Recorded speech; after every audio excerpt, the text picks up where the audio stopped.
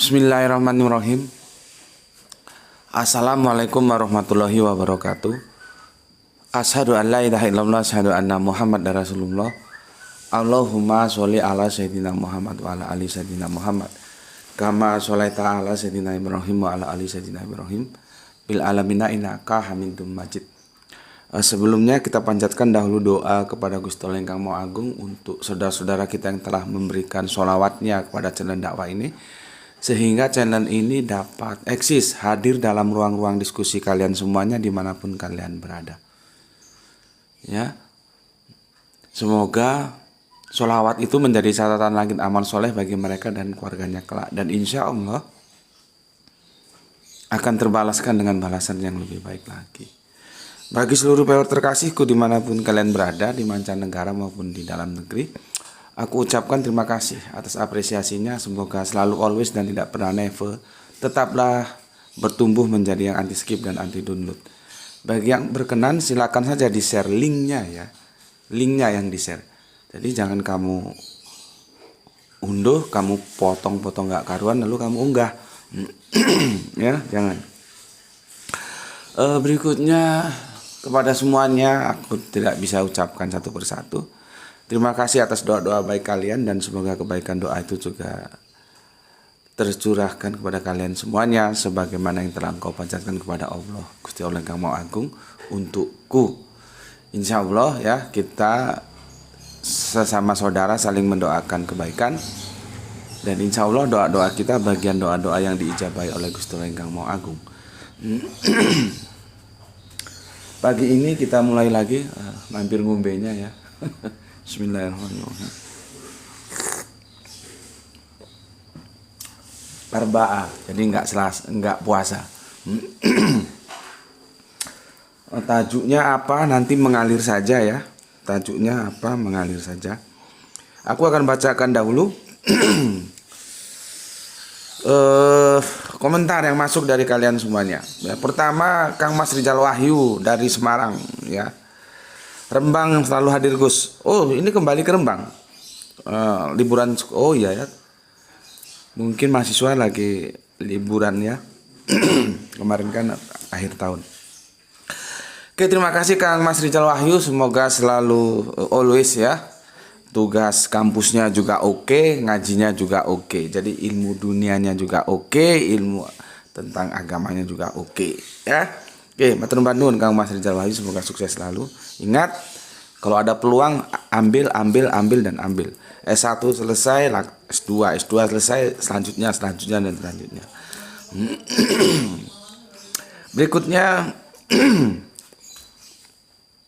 Freedom. Alhamdulillah saya juga meneteskan air mata mendengar kisah Pak Guru dengan almarhumah Ibu. Di depan umum saya juga menangis. Terima kasih penjelasannya Pak Guru. Semoga Allah memuliakan niat baik kita. Amin, amin ya Rabbal Alamin. Hati-hati dengan orang yang tidak pernah menangis.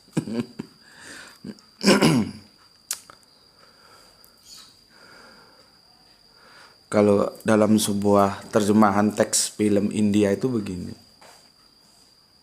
Ketika kezoliman itu, ini tentang kezoliman tapi ya. Ketika kezoliman itu begitu masif ya, menindas orang-orang, khususnya orang-orang yang termarginalkan, orang-orang miskin gitu, dimana yang kaya tidak mau peduli. Itu begini, ada teksnya, aku masih ingat waktu nonton film India tahun berapa ya? Tahun 80-an begini.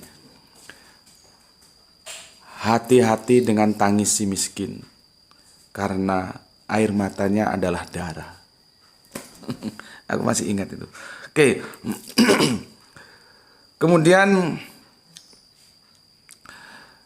Kang Nanang Turki ya, walaupun jarang komen tetap mengikuti kajian JM, entah kajian yang lama ataupun kajian yang baru untuk melembutkan hati. Nah ini, tangisan itu bisa menjadi sebuah pertanda lembutnya hati ya.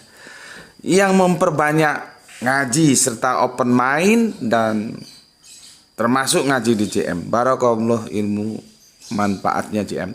Oke, terima kasih untuk Kang Mas Nanang Turki ya. Semoga ada manfaat yang diambil dengan kita bareng-bareng ngaji di channel ini. Matur nuwun, salam misra, salam semua keluarga yang ada di Turen. Berikutnya Kang Mas Isdianto, alhamdulillah Gus Sidam Manik hadir menyimak kajiannya, mengharukan kisahnya. Semoga sehat selalu Gus dan mudah mendapat rezeki yang barokah. Salam Islam rasional. Oke, matur nuwun, terima kasih Kang Isdianto. Begitu juga dari aku, salam Isra untuk semua keluarga yang ada di Sidam Manik. Berikutnya Soleha kita Gispati. Ya. Alhamdulillah nyimak Tuan Guru, semoga selalu dalam kondisi yang prima dan diberikan rezeki yang barokah. Salam Isra dari Palu. Oke. Salam Isra juga dariku untuk semua saudara-saudaraku yang ada di Palu. Kemudian Kang Mas Wits, alhamdulillah bisa nyimak lagi. Salam Isra dari Cah Blitar ono Klaten. Oh, asalnya Blitar, sekarang ada di Klaten. Klaten itu ikut Jogja ya. Saya baru belajar dari Ustadz Adib Susila Sirat. Kajiannya Gus Betik Bloko Suto terang terwoco. Semoga Gus sehat selalu. Doa yang sama juga untukmu ya. Semoga sehat selalu. Amin amin ya rabbal alamin. Saya lagi berpikir ini, saya dengan nama ini sepertinya tidak asing, tapi kapan dan di mana pernah ketemu ataukah memang belum pernah ketemu, ini yang kacau. Tapi dengan nama ini aku tidak asing, nama Ustadz Adib Susilo Sirat. Yang aku ingat tiga suku katanya itu ya. Adib Susilo Sirat. Aku ingat banget, cuman lupa kapan dan di mana pernah ketemu atau memang belum pernah ketemu, cuman kenal nama. Tapi nama ini tidak asing aku ya. Tidak asing ya. Sampaikan salamku kepada beliaunya Ustadz Adib Susilo Sirat ya. Apakah kami pernah ketemu waktu di Jogja atau di mana itu lupa aku ya. Oke, untuk Kang Mas Wits yang ada di Blitar dan asalnya ono Klaten ya. Bloko Suto itu apa ya, terminologi Jawa yang artinya blak-blakan apa adanya. Nanti ada lagi di samping Bloko Suto blakotang. Nah, blakotang itu artinya bajunya terbuka hanya pakai kotang, kaos kutang, jadi apa yang ada di dalam dadanya itu nampak. Artinya sama-sama yang punya makna idiom itu adalah terbuka apa adanya ya, tanpa tedeng aling-aling gitu ya. Merah ya merah, hitam ya hitam, hijau ya hijau gitu ya. Nanti kalau untuk sesuatu yang jelas itu istilahnya itu cetho welo welo. Nah, itu ada cetho welo. Jadi orang Jawa itu kaya dengan istilahan ya, dengan idiom. Oke, terima kasih Kang Mas Wit. Berikutnya Kang Mas Norman Fadila ya. Mohon izin komen lagi aku Gus terkait zuhur dan Jumatan. Saya sudah mendengar pernyataan GM itu sekitar 1 bulan yang lalu dan aku masih mencari dalil dari Quran dan hadis sahih. Bukan katanya-katanya. Alhamdulillah di sini bisa berpikir lebih tajam dan mengaktifkan seluruh komponen ilmu yang ada. Aku ingat pesan dari Gus, bukan menang kalah tapi benar salah. Terima kasih. Oke, terima kasih juga untukmu Kang Mas Norman Padilla yang ada di Balikpapan. Jadi masalah kamu mencari ya dalil Al-Quran dan hadis itu insya Allah kamu nggak akan ketemu. Karena aku dalam sebuah pencaharian dulu ya, itu aku udah cukup lama mencari itu, nggak juga ketemu. Terus aku share di internet dulu, juga nggak ada yang jawab. Internet itu kan semua orang bisa baca ya. Dan pernah satu hari, jadi gini ya, di masjidku dulu itu ada namanya, semoga Allah merahmati tidur pantingnya, Pak Maksum. Pak Maksum itu spesialisnya dia fikih dari Persis. Jadi aku ngaji ke beliau itu biasanya di masjid ya, ba'da maghrib sampai jelang isya. Beliau spesialisnya kalau aku lihat sih fikih, memang piawi sekali fikih. Meskipun kadang-kadang dia dengan fikih itu kan, aku bilang dulu bahasa Jawanya fikih marai pekewo. Fikih itu kan berkembang terus sesuai dengan kondisi zamannya ya. Jadi bisa berubah-ubah fikih itu, teori hukum fikih gitu. Dia pernah ditanya, Pak Ustadz, namanya Ustadz Maksum ya, dari Persis Bangil gitu. Kalau misalkan babi itu bisa dikloning jadi kambing, kira-kira halal nggak dimakan gitu. Pada waktu itu lagi ramenya berita cloning ya. Ada teknologi baru, penemuan baru, sains baru tentang cloning. Pak Maksud, karena ini pesertanya mahasiswa-mahasiswi, berdasarkan cerita yang dia sampaikan ke aku. Ya. Pak Maksum juga nggak kalah pinter ya. Pak Maksum bilang begini, sudah. Oh, males saya bicara cloning karena ikan tahu sama tempe aja masih enak gitu. Jadi semua mahasiswa-mahasiswinya tertawa, nggak mau digiring untuk membicarakan seandainya babi itu dikloning bisa jadi kambing, itu kira-kira apakah halal dimakan gitu. Oke. Jadi aku akrab dengan beliau. Aku akrab. Satu waktu aku diskusi, aku bawa buku, ada di Majilid, buku yang kemarin aku tunjukkan tentang sholat duhur dan sholat Jumat itu di Majilid. Karena menurutku beliaunya cukup berkompeten, ini kan juga fikih kan. Aku pinjamkan bukunya. Pak, ini aku pinjamkan buku, jenengan baca dulu nanti kita diskusikan. Ya gitu. Terus dibawa pulang, dia kan ngisi kajian seminggu sekali. Minggu berikutnya ketika dia beliaunya ngisi kajian gitu. Aku masuk ke kamarnya, kan setiap masjid itu ada kamar khusus untuk para narasumber kan. Ketika datang dia standby di situ dulu. Kami ngobrol empat mata jadi di kamar itu, di ruang itu. Sepertinya beliaunya juga tidak memberikan jawaban yang pasti, cuma jawabannya begini. Tetapi di Mekah Madinah itu ya seperti yang sekarang ini gitu. Jadi artinya setelah sholat duhur ya nggak sholat Jumat. Kalau setelah sholat Jumat ya nggak sholat duhur gitu. Terus bentar aku minum dulu. Bismillahirrahmanirrahim. Terus aku bilang begini ketika beliaunya bilang, tetapi di Mekah dan di Madinah itu ya seperti yang kita lakukan sekarang ini gitu. Terus aku ya enak aja jawabnya. Padahal ini orang-orang yang menurutku kompeten loh ya, karena aku nggak mungkin tanya sama orang yang kelas-kelas kaleng-kalengnya untuk apa ya. Ini cukup berilmu ini Pak Maksum ini. Terus aku jawab begini, loh Pak, Islam itu kan bukan Mekah Madinah Pak. Islam itu Al-Quran dan hadis.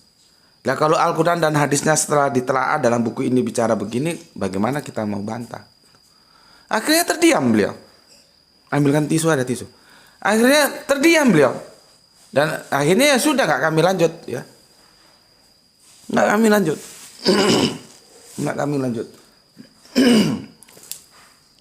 Pernah satu waktu aku kan kadang nakal gitu ya. Ada teman gitu. Ya, wah sepertinya asik banget ini. Aku goda dengan ini, dengan pemikiran sholat yang dua ini ya. Dia bingung. Dia bilang begini, nanti saya temukan ustadz saya gitu. Oh iya, silahkan gitu. Terus aku tagih belum, ustadznya belum pulang, lagi pergi. Entah kurut, entah apa, enggak tahu lah, pergi katanya gitu. Terus satu waktu gimana? Oh iya sudah ada. Nah, ketemulah kami ba'da sholat maghrib, kami datang ke ustadz. Ustadznya, kiainya lah ya, karena orang nomor satu di sini. Datang, ketemu sudah gitu, berhadapan. Ketika mau diawali aku sudah kunci. Saya tidak mau hanya pendapat loh ya. Saya mau ya bagaimanapun juga kita mesti menggunakan pendapat kita kan. Tapi pendapat yang dinisbahkan, disandarkan kepada Al-Quran dan hadis. Karena kalau pendapat tanpa dinisbahkan Al-Quran dan hadis nanti sulit ketemunya gitu. Terus saya mau Al-Quran dan hadis gitu. Dia bilang iya gitu. Oke, kami diskusi. Nggak sampai 5 menit. Nggak sampai 5 menit selesai. Dan dia juga ada dalam kebingungan. Maka kalau Fadilah mencari, ya aku katakan aku telah mencari dulu. Tapi kalau kamu mau mencari lagi ya silahkan. Nanti kalau ketemu, ya kasih tahu aku. Ya, kalau ketemu kasih tahu aku. Ya, Fadilah ya, silahkan kamu cari. Nanti kalau sudah ketemu, ya, karena aku katakan insya Allah kamu nggak temu, karena nggak ada. Itu perintahnya sendiri-sendiri, ruangnya sendiri-sendiri. Sholat id itu ada 3, Idul Fitri, Idul Adha, Idul Jum'ah. Itu satu kelompok sendiri, domainnya sendiri. Khomsa sholawatin fil yaumil wal lailatin itu 5 sholat itu domainnya sendiri lagi. Ikatan waktunya juga sendiri lagi. Kalau gue sudah jelaskan gini, lu masih goblok, nggak tahu gue harus ngomong apa. Ini bukan hanya untuk Fadilah saja ya, untuk semua lu semua, terutama yang laki-laki. Lu bantah kalau lu bisa bantah argumen gue. Hanya gue minta sama lu tunduk terhadap aturan Allah. Allah perintahkan keduanya, kerjakan keduanya. Kalau ada rukso, di mana ruksonya tunjukkan. Jadi gue bukan kelas kaleng-kaleng. Gue masukin internet, kagak ada yang jawab. Gue nggak apa-apa sekali-kali ketemu yang katanya alumni sana sini. Ayo kita ketemu, kita ngobrol bareng. Jadi selama argumen ini belum bisa dibuktikan salah, maka dia harus diterima sebagai kebenaran. Sudah, jalankan. Jangan cari-cari yang di otak-atik. Kita pakai otak, tapi bukan tukang otak-atik. Kita begitu beragama ya. Maka kalau kamu mau mencari, silakan.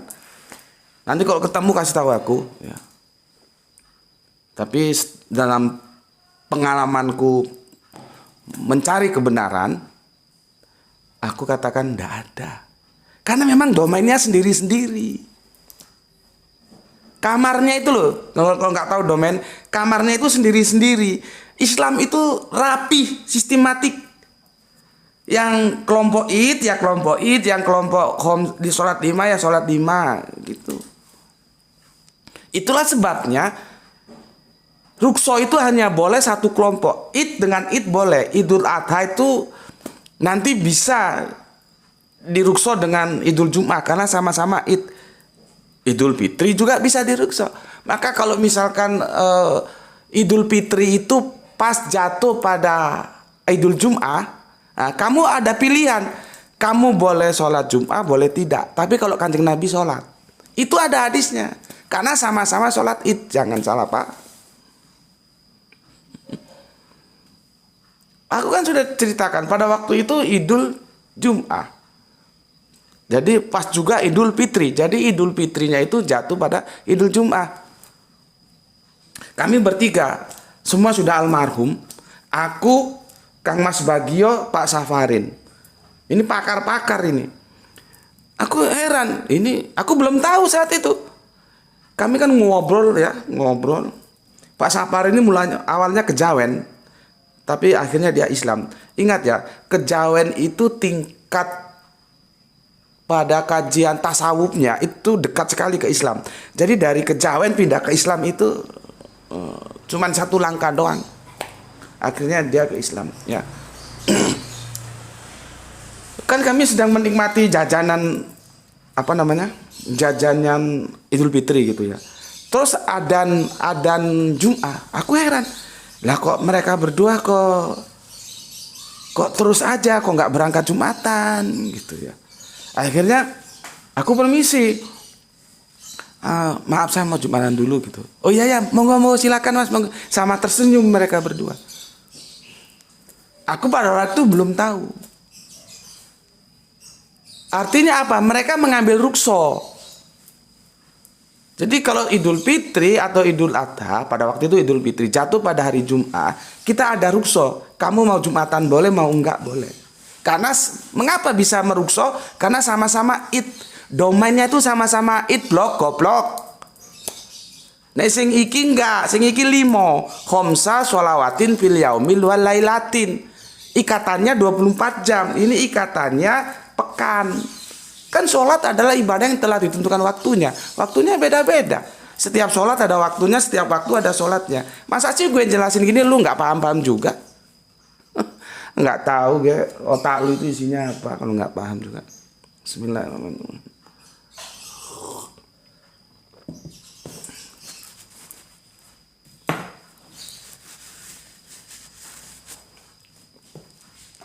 Ya, gue seneng sama lu ya, sama semuanya yang tetap ngaji di sini gue seneng. Artinya lu paham karakter gue.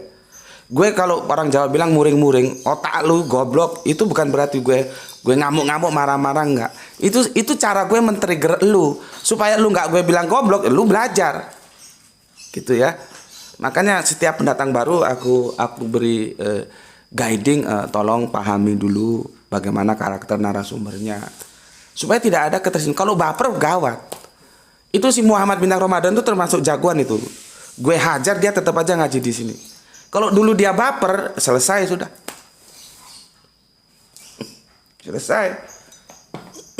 Dan dia akan tetap mencari atas sebuah pertanyaan-pertanyaan yang dia tidak dapatkan jawaban. Alhamdulillah di sini dia dapat jawaban kan, dan itu memperteguh iman dia menjadi Islam. Kemarin tanya, Tuhan kok nggak maha tahu surat At-Taubat berapa itu? Jawabannya itu sudah lama kemarin, sudah aku bikinkan videonya. Silakan tonton videonya di sana. Oke. Sekarang kita ke Kang Mas Usman Yunan. Assalamualaikum. Waalaikumsalam Gus. Semoga selalu sehat bersama keluarga. Amin ya.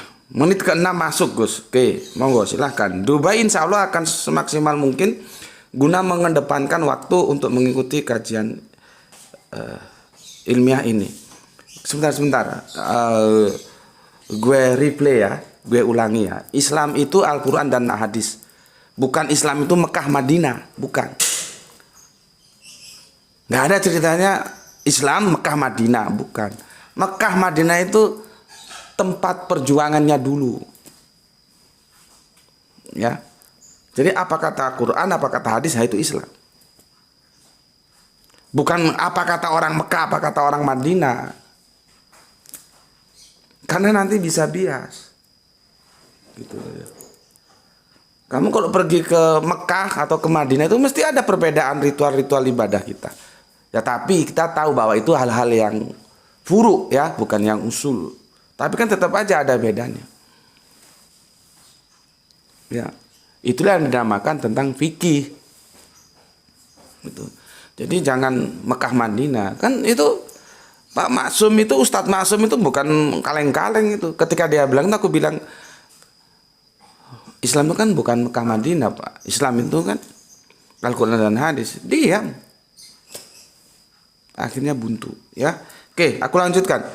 Gus, Dubai pakai keduanya, mata uang yang kertas 5, 10 sampai sekian dirham, mata uang yang koin 25 sen, 5 sen, 1 dirham ya. Salam Isra, Islam rasional. Jadi Dubai itu tidak paham filosofi kenapa uang dirham, kenapa uang dinar.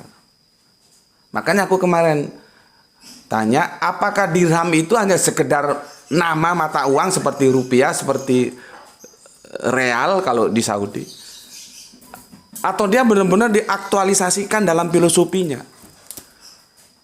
Nah, kalau seperti ini ternyata ada mata uang yang dari kertas, berarti itu dia nggak paham filosofinya. Ya ini Arab sendiri goblok. Belum tentu, semua itu tergantung orang mau belajar atau enggak. Nggak ada urusan Arab, Indonesia, India, enggak ada. Pakistan enggak ada. Yang mau belajar itu pintar, yang nggak belajar goblok, gitu aja. Karena apa? Ada pesan behind screen, kenapa harus bermata uang dinar dan dirham.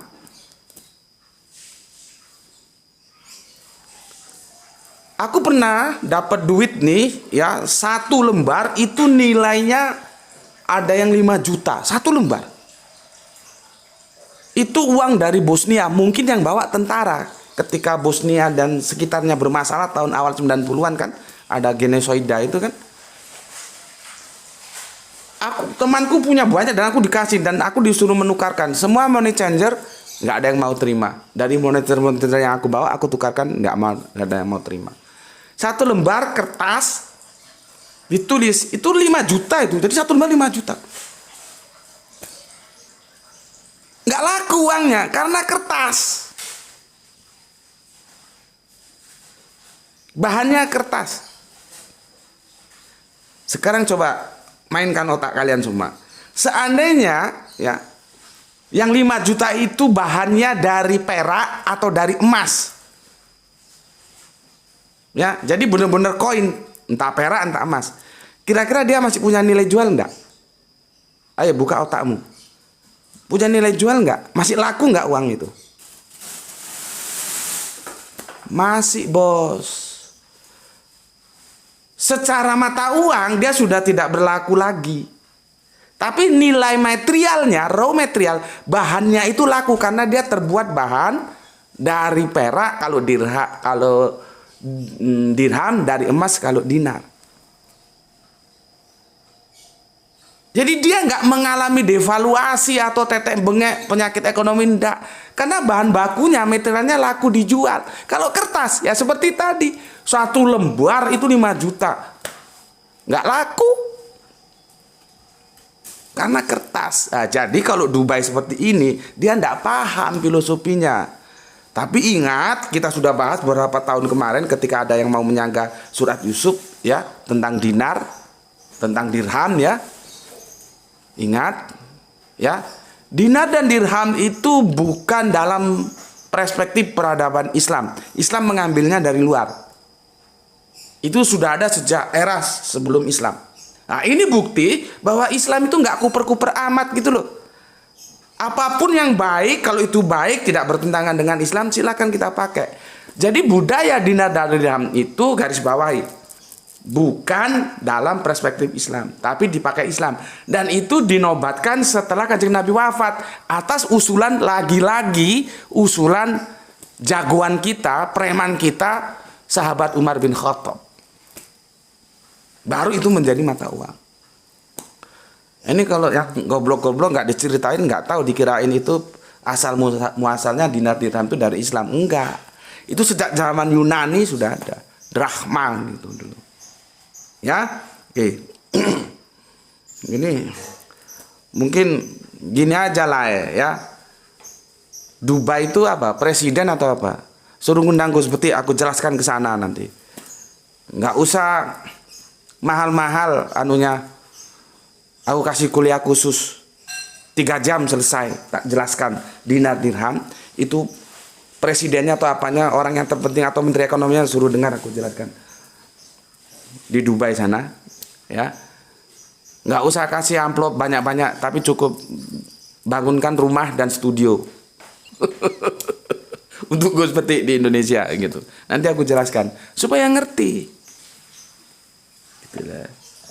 Oke, berikutnya dalam penyampaian khotbah Jumat di Indonesia, saya tekankan, apakah Anda siap melakukan haji bila ternyata nanti setelah pulang dari sono ente gak dipanggil Pak Haji. Ada juga rupanya tetanggaku yang nggak mau dipanggil Pak Haji, Gus. Aku juga heran, what happened? Ada apa? Rupanya dia seorang ibu. Lah, pantas aja tak mau dipanggil Pak Haji. Iya. Yang perlu kalian tahu, kenapa digelari haji? Itu Belanda punya otak. Aku sudah jelaskan dulu ya. Itu Malaysia itu banyak meniru Indonesia. Di antaranya itu gelar. Kita kan kalau pulang haji gelar haji, Pak Haji.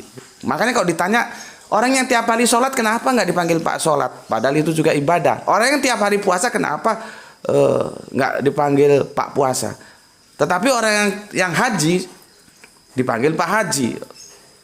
Padahal sholat, puasa, haji, zakat juga begitu, nggak ada Pak Zakat. Kok nggak dipanggil Pak Zakat? Orang kadang-kadang bingung kalau nggak tahu sejarah. Itu perlunya kita belajar sejarah. Jadi gelar-gelar haji itu ada di Indonesia, itu hasil dari otak kotornya Belanda untuk mengkotaki umat Islam. Ya, kemudian diambil oleh Malaysia, ditiru juga ya. Jadi Haji Dato siapa gitu kalau Malaysia. Asalnya Indonesia. Dulu ya, tokoh-tokoh pergerakan kita waktu kita masih dijajah nih, belum Indonesia, masih Nusantara. Sepulang dari haji, kan aku sudah kisahkan nih. Mereka itu lalu mendirikan pergerakan. Sepulang dari berangkat haji, pulangnya itu mendirikan pergerakan.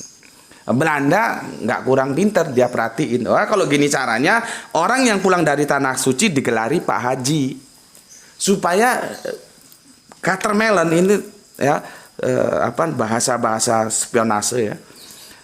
Catermelonnya itu jelas dibelah semangka. Yang haji sini, yang nggak haji sono. Terus diawasi yang haji itu.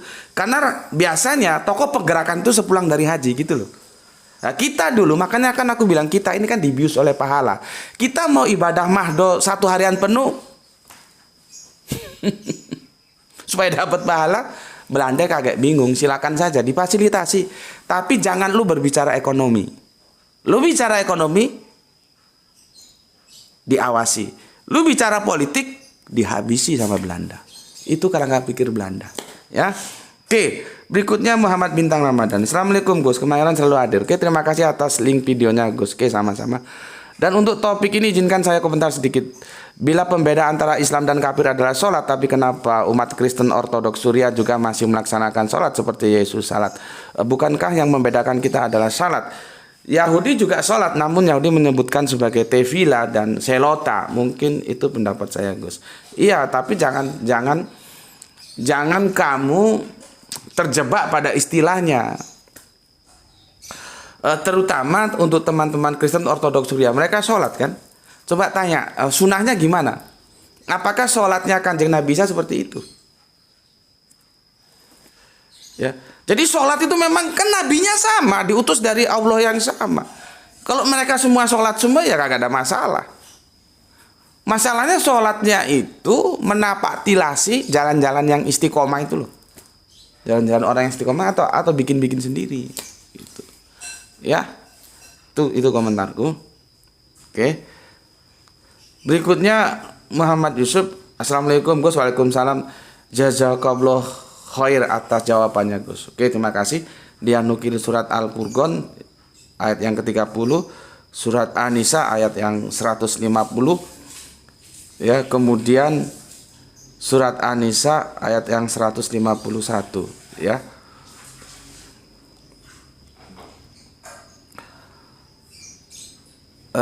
Aku mau baca yang 150 ya. Sebetulnya ini mau aku ungkap, aku sampaikan ke kalian dalam video tersendiri, tapi karena sudah dinukil di sini sudah aku meskipun sekilas ya. Jadi begini, aku komentari yang An-Nisa berapa ini? Kamu nulis ayatnya di atas ya, biasanya di bawah. An-Nisa ayat 150 ya. An-Nisa ayat 150. Jadi tidak 3 ayat ya, 1 ayat aja aku komentari. An-Nisa 150.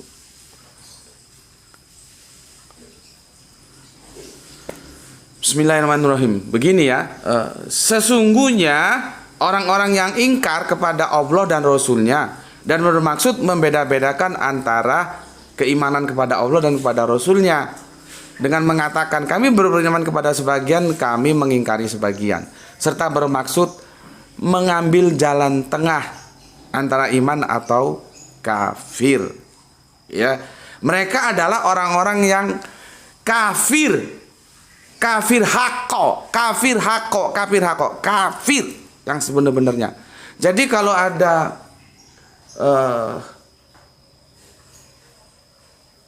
Islam fundamental, Islam bener-beneran, Islam hako, kafir hako juga ada. Jadi jangan takut. Kalau kamu fundamental itu kan bener-bener. Oh, kamu Islam fundamental. Iya, kamu juga kafir fundamental kan. Lo ada. Lah ini kafiruna hako. Hako itu bener-bener fundamental. Jadi jangan khawatir. Kamu Islam fundamental. Iya, kamu juga kan kafir fundamental kan. Ini kafiruna hako. Kafir hako itu kafir yang bener-bener kafir. Nah, lihat ini, aku dengarkan, aku jelaskan gini. Kemarin kan Pak Tua itu sudah syahadat, tapi kan masih wahidah, belum syahadatain, masih syahadat wahid. La ilaha illallahnya mau, tapi Muhammad Rasulullahnya tidak mau. Dia melanggar ayat ini. Karena apa kata ayat ini? Perhatikan.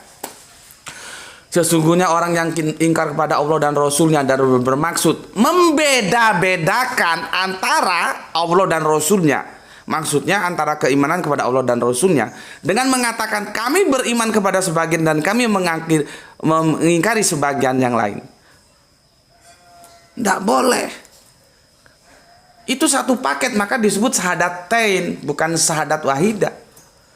Terima Allah, terima nabinya. Tinggal nabinya di era siapa? Di era Kanjeng Nabi Musa, ya Musa Rasulullah. Di era Kanjeng Nabi Isa, Isa Rasulullah. Di zaman Kanjeng Nabi Muhammad, Muhammad Rasulullah. Nggak bisa Allahnya diterima, nabinya ditolak. Itu model apa? Ini yang dilanggar. Itulah yang dimaksudkan, ya. Kita tidak boleh membeda-bedakan Allah dan Rasulnya. Itu satu paket, satu tarikan napas. Ya. Lu kalau menghirup napas terus, mati deh lu. Lu kalau membuang napas terus, mati deh lu. Supaya lu hidup mana? Ada menghirup, ada membuang. Itu namanya satu fase. Satu paket. Antara Allah dan Rasulnya itu satu paket. Tinggal nanti kita hidup di masa kerasulan siapa. Kalau misalkan kita hidup di masa kerasulan Bapak Abraham, maka ya asyhadu alla ilaha illallah, asyhadu anna Ibrahim Rasulullah. Gitu. Kalau di masa Musa, Musa Rasulullah. Di masa Isa, Isa Rasulullah. Di masa Muhammad, Muhammad Rasulullah. Tinggal kita itu di zaman Kanjeng Nabi siapa. Tetapi ini menjadi syahadat yang tidak boleh dipisahkan gitu. Lah Bapak tua kita kemarin tuh memisahkannya. Menerima Allah tapi menolak nabinya. Yaitu semoga itu bukan sesuatu yang buruk seperti yang kita perkirakan. Semua itu menjadi harapan yang baik. Artinya untuk sementara ini dia masih menerima Allahnya. Kita doakan saja, juga bantu doa, minta bantu doa kalian. Semoga berikutnya satu langkah lagi menerima juga nabinya. Ya, tuh. Kemudian ini, yang gue kan kemarin bilang, wasit itu bukan pertengahan, umat pertengahan apa? Menentukan, penentu, umat penentu, gitu loh. Karena berbicara akidah itu tidak ada abu-abu, nggak ada antara hitam dan putih, nggak. Lu mau hitam, mau putih, nggak ada abu-abu. Dan mencari jalan tengah itu lihat ini. Serta bermaksud mengambil jalan tengah. Dalam kurung iman atau kafir. Apa katanya?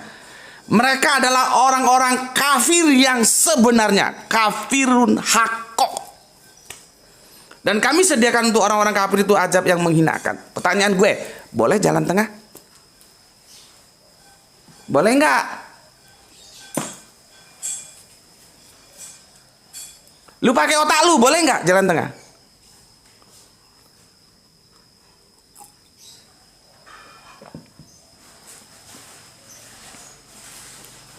Nggak boleh. Al-Quran melarang.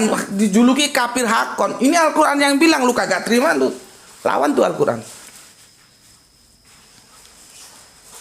Kok bisa umat penentu jadi umat pertengahan? Gue heran gitu. Ya memang sih ya, gue ini kan secara kemasan tuh nggak marketable ya, nggak layak jual lah. Gue sadar itu. Makanya gue kalau ngisi kajian tuh paling gue belakangan. Kalau gue di depan bisa ambiar itu mustaminya. Ini siapa ini, preman mana ini ngisi kajian? Bisa gitu ya. Gue belakangan aja. Karena memang gue sadar gue nggak layak jual. Secara penampilan nggak marketable bahasa orang-orang marketingnya ya. Makanya gue sadar diri gitu loh. Tetapi dalam hal mencari kebenaran, ayo sini. Dalam hal pemikiran, ayo. Dan gue memang tidak pernah merubah, pakai sorban, pakai ini terus sedikit waktu supaya dianggap ustadz, dianggap kiai. Enggak. Gue sudah nggak silau namanya penilaian lahiriah itu. Status sosial gue kagak ada urusan. Yang penting bagi gue Allah ridho, alhamdulillah. Lu manusia mau bilang gue apa sih, urusan lu. Ya. Ini nggak boleh. Coba kalau ini kita kaji bareng di depan tokoh ulama-ulama pondok-pondok pesantren kumpulkan, tak jelaskan sama aku. Bla bla bla bla seperti di video itu. Jangan lagi ngomong umat pertengahan. Mana yang dari Maroko, dari Aljazair, apa tuh Mesir gue? Al-Azhar dari Madinah, Mekah. Duduk, tak jelas no ini. Mana yang hafal? Gue kadang-kadang bahagia, bangga ada rumah Quran, santrinya sekian ribu sedang bangun, di iklan-iklan di internet kan ada di YouTube. Gue bangga sebagai umat Islam. Tapi gue sedih kalau metodologi kajiannya begitu dan begitu aja, tidak ada potong kompas. Nah, selamanya kan begitu-begitu doang. Selamanya wasito itu ya umat pertengahan. Padahal kita nggak boleh jalan tengah. You mau hitam atau putih, itu pilihannya. Nah, oke. Tapi ingat, kita kan berkerangka berpikir akademis. Artinya kalau ada teman-teman kita, saudara kita tetap mengatakan itu umat pertengahan, ya monggo silakan, aku hormati. Tapi secara akademis aku tolak, gitu loh ya. Jadi tenang saja. Kalau kamu masih dibilang itu umat pertengahan, monggo silakan, nggak ada masalah. Aku hormati, jangan khawatir, ya. Oke. Berikutnya Kang Abdul Qadir dari ini sesepuh kita dari Pamekasan, ya. Masuk ke dalam intipati, ya. Bagus-bagus, silakan dibaca teman-teman. Uraiannya seperti biasanya, dia masuk ke dalam intipati. Berikutnya Muhammad Bintang Ramadan. Assalamualaikum Gus. Waalaikumsalam. Kemarin selalu hadir. Terima kasih atas penjelasannya terhadap permintaan saya Gus. Namun bila sudi izinkan saya mendapatkan jawaban dalam surat At-Taubah 9:16. Apakah kamu mengira kamu akan dibiarkan sedang Allah belum mengetahui dalam kenyataan orang-orang yang berjihad di antara kamu dan tidak mengambil menjadi teman yang setia selain Allah, Rasulnya dan orang-orang yang beriman, dan Allah Maha mengetahui apa yang kamu kerjakan. Problemnya di awal kalimat tertulis Allah belum mengetahui, sedangkan di akhir kalimat tertulis Allah Maha mengetahui. Bukankah ini kontradiksi? Mohon pencerahannya Gus. Assalamualaikum. Waalaikumsalam. Itu sudah kita bahas beberapa bulan yang lalu, ya. Ada 2 seri. Dan aku juga heran kenapa seniornya nggak membantu. Masa semua harus aku? Bantu dong kalau ada juniornya tanya, ini Mas sudah dibahas sama Gus Beti beberapa bulan, kasih linknya. Kemarin gue tunggu-tunggu nggak ada yang ngasih link, terpaksa gue yang ngasih link. Lu kemana semua? Jangan-jangan lu goblok juga. Bantu seniornya. Kita ini bersaudara, saling menolong. Kalau ada teman juniormu itu bantu gitu loh. Jangan semua ke aku. Kemarin tak tunggu tuh nggak ada yang ngasih link. Nah, lalu tak kasih link. Kan itu sudah kita bahas beberapa waktu yang lalu. Ya. Itu jawabannya sudah tersedia untuk Muhammad Bintang Ramadan, dan silakan dipelajari. Ya. Nah, seperti ini coba. Kalau dulu Muhammad Bintang Ramadan baper terus dia hengkang dari sini, dari mana dia dapat jawaban? Ya, tapi alhamdulillah dia selalu bertahan demi sebuah kebenaran yang dia cari, ya. Oke, kemudian Kang Eko Rismain. Assalamualaikum. Waalaikumsalam. Maaf Gus, mau nanya kalau sholat sunnah lainnya yang sering dikenal adalah ada sholat taubat, sholat hajat, sholat istikharah, sholat duha, dan lain-lain. Bagaimana tanggapannya? Assalamualaikum Gus. Maaf Gus, mau nanya kalau sholat sunat lainnya yang sering dikenal adalah sholat taubah, sholat hajat, sholat istikharah, sholat duha, dan lain-lain. Bagaimana tanggapannya?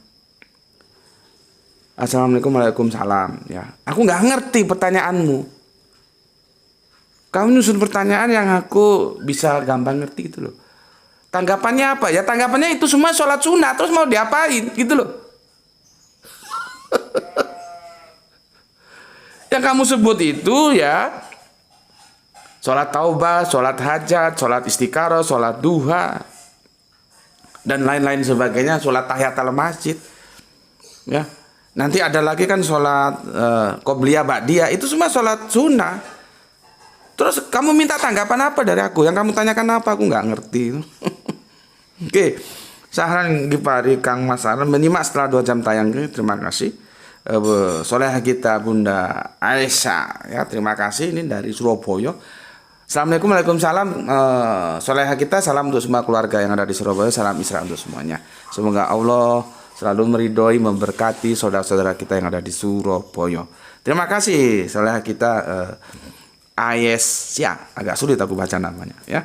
Kemudian Kang Mas Irfan Al Akbar. Haji dulu atau umroh dulu? Secara hukum wajib dahulu yaitu haji, sedangkan sunnah yaitu umroh belakangan. Akan tetapi Indonesia daftar antrian untuk bisa pergi haji bisa mencapai puluhan tahun ya. Oke, ini waktunya anak-anak sudah nunggu minta diantar sekolah. Intinya aku paham. Itulah yang aku bilang fikih itu kondisional. Ya, secara hukum fikih memang harus yang wajib dulu, baru yang sunnah. Tapi dengan kondisi keindonesiaan kita ya sudahlah, sunnah dulu, umroh dulu, nanti yang wajib mengikuti kondisinya ya. Itu yang dibilang tadi, fikih itu cenderung tumbuh dan berkembang.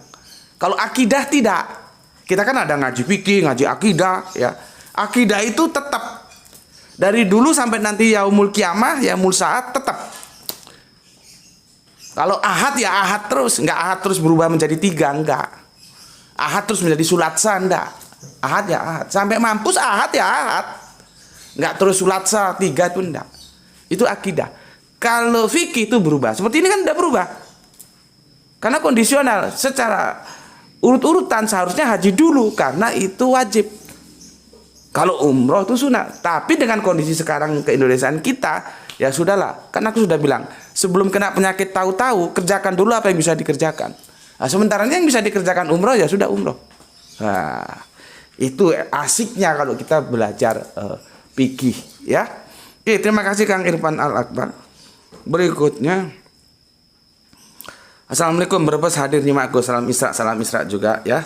Terima kasih Kang Mas Wahyu. Assalamualaikum, waalaikumsalam ya. Assalamualaikum, waalaikumsalam dari soleha kita Zahra Sarah.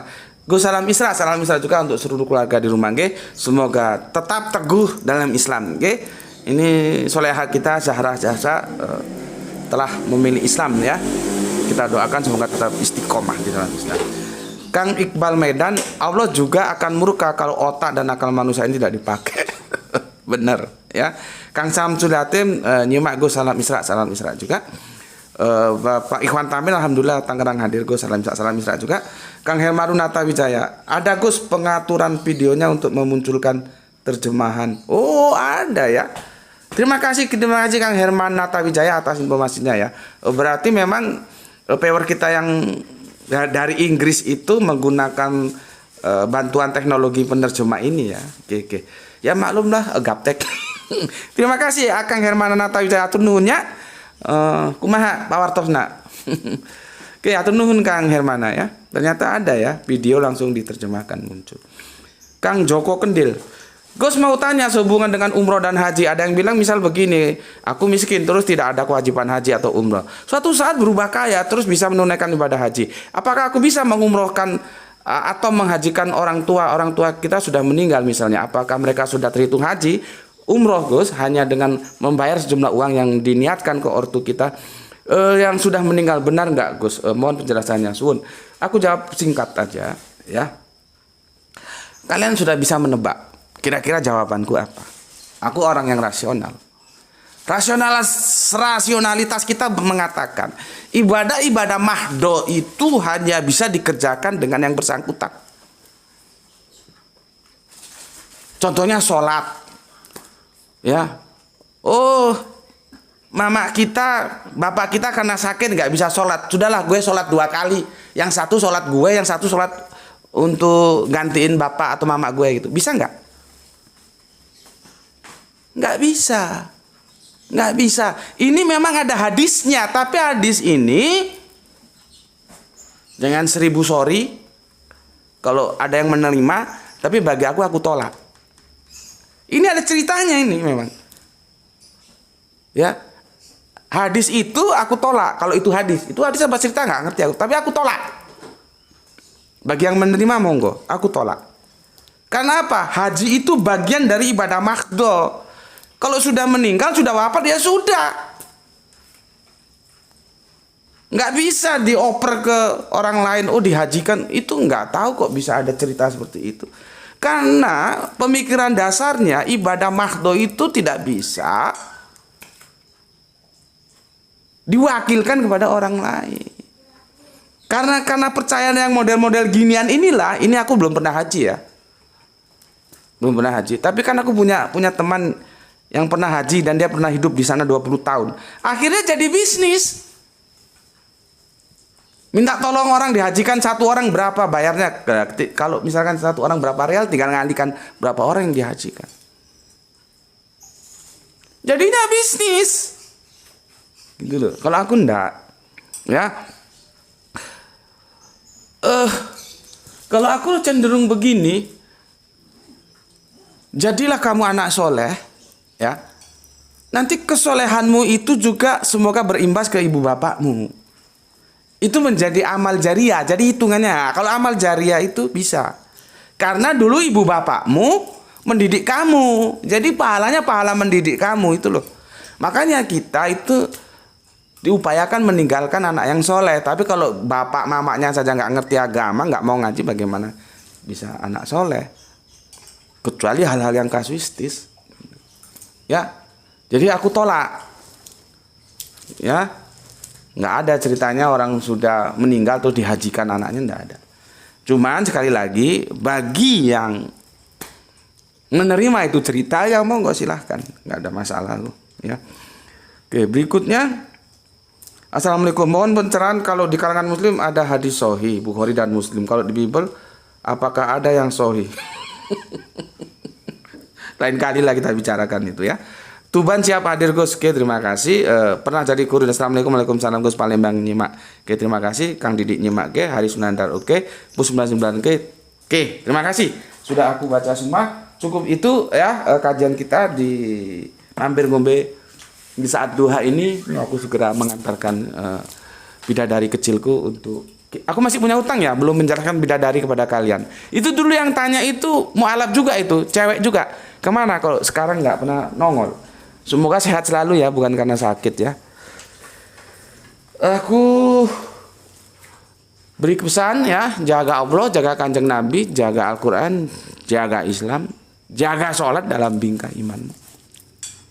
Tetapi tetap memberi hormat kepada saudara-saudara kita yang memilih jalan lain. Mereka tetap saudara kita. Ya, ada sebuah permasalahan, ketidakketemuan, bawa ke dalam meja diskusi, diskusikan dengan hormat, ya. Oke, bagaimanapun kita bersaudara kepada mereka, ya. Tentunya dalam akidah kita berpisah, tapi dalam kemanusiaan, dalam kebangsaan saudara kita, ya.